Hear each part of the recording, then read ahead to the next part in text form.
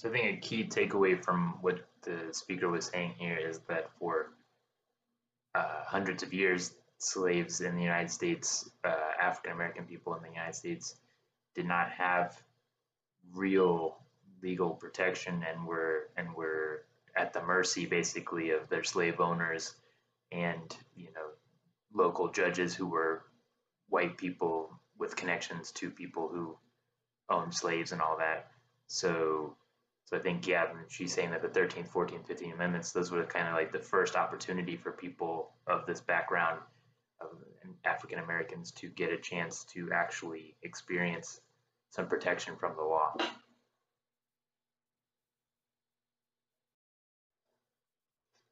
So basically what the speaker is talking about here is that these we have the 13th, 14th, 15th Amendments have come in, and those are going to provide protection to these African American people, which is not something that the people running communities in the South are eager to do. So that's she said that the emergence of these Jim Crow laws happens, and those are to basically bring um,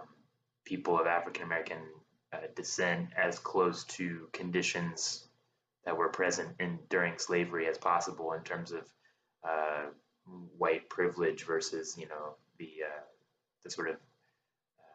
relegation, she said, to like second class citizenship for black people. So instead of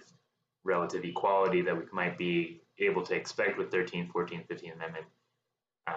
Jim Crow laws kind of tip the scales in a direction in favor of white people.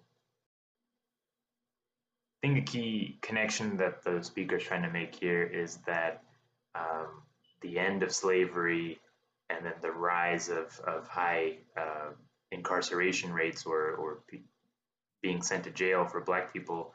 kind of happens almost seamlessly, right? So end of slavery, and then now we've got a lot of black people going to jail and prison, in part because there's a system that incentivizes or makes it a good idea for the state to have a lot of prisoners that they can use to basically rent out to people for labor. And obviously, the speaker said that these prisoners are not getting paid to do this work. So the big idea here is that this is a kind of a way to functionally continue slavery under the guise of punishment for supposed crime. So yes, I think she's kind of hitting on the seamless move from control through slavery into control through imprisonment and the threat of imprisonment.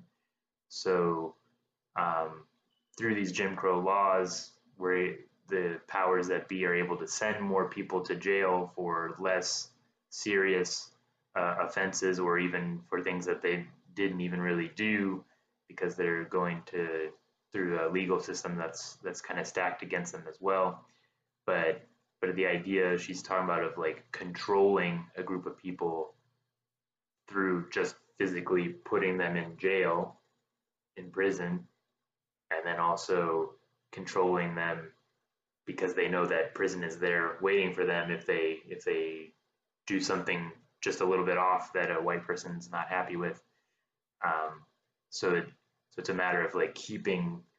a population under a tight control, as she said there, based on local laws and things. So basically, what she's saying is that this legal pipeline for African Americans into prison has lasting effects on their ability to enjoy citizenship as we understand it as free people. So if you have been convicted of a felony, then the state can actually take a lot of these rights away that are promised in the Constitution, in ways that can't just be taken on the basis of your skin color and things like that. I think what for me, the idea that McPherson's going for here is that the United States is like it's a body that works for itself within itself, and then whereas the United States are, you have these bodies kind of scattered around that kind of come together every now and then to work together. It's a different philosophy there, right? So if I believe that we are an is, that means that we are bound together. We're part of the same body where we can't be torn apart, or else we might not function appropriately anymore. Whereas, like, if we're these bodies floating around, you know, if Texas disappears, or if Nebraska goes away, we're going to be fine. But if we are an is, losing Nebraska, losing Texas, that's going to hurt a lot. It's going to maybe make it where we can't really function.